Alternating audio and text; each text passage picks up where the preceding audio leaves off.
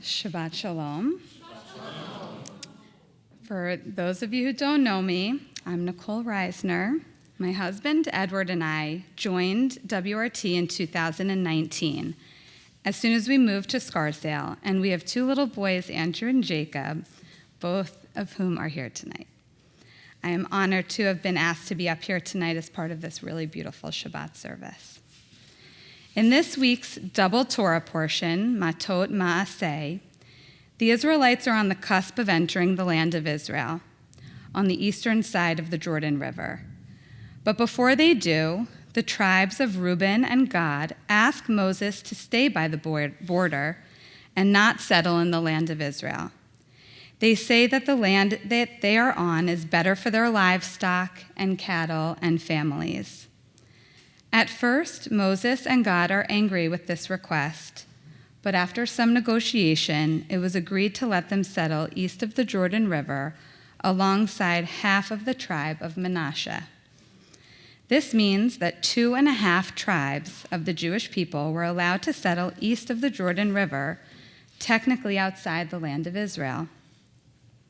What intrigues me is the tribe that split into two, the tribe of Manasseh. Why was it divided?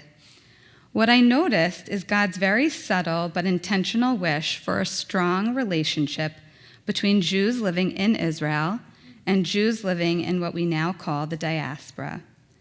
By splitting the tribe of Manasseh, God ensured an everlasting connection between these two groups. We are all living legacies of that connection. We are all Jews living in the diaspora, and WRT helps all of us foster our own individual feelings, thoughts, and connections with Israel, just as God wanted. Inspired by our clergy at WRT, a strong relationship between Jews in Israel and Jews in the diaspora can look different for all of us. For some, it might be teaching our children about Israel or attending one of the myriad of programs over the course of each year that connects us to Israel through literature, music, or culture.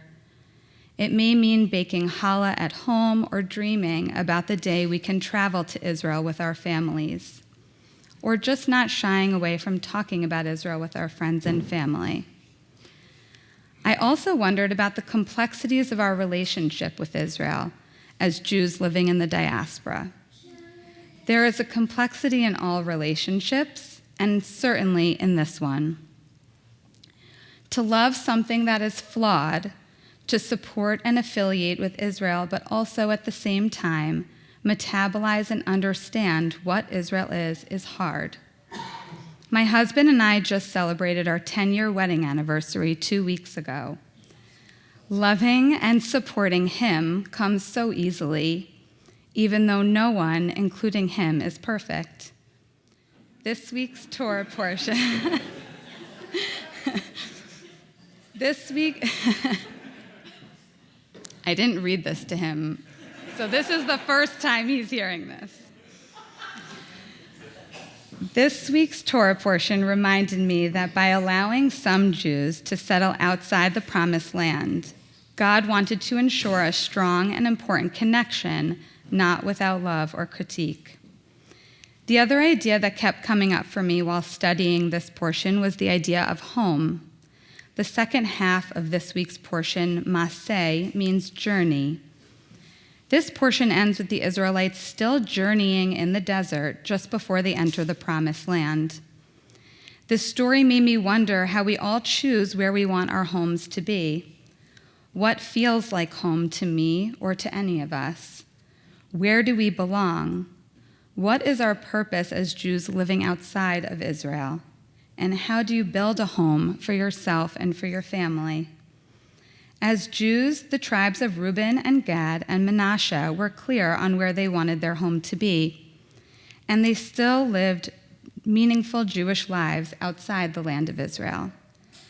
When my husband and I imagined which suburb we would end up in, one of the most important things for us was a town that had a vibrant Reform synagogue like WRT. However, like everyone, the onset of the pandemic was tricky timing for us. As I mentioned earlier, my family and I moved to Scarsdale just before the pandemic started. And during the first year of that pandemic, it felt isolating and it delayed community building for us, as neither one of us is originally from Scarsdale. But thanks to WRT, we have built the beautiful beginnings of a home for ourselves and for our boys, and it has all started here. Through the ECC, the JLL, and many other parts of WRT, we have built a home just as the tribes who settled outside the land of Israel did centuries ago. Thank you so much for allowing me to be a part of tonight's service in this way. This has been incredibly meaningful for me, and I'm wishing you all Shabbat Shalom.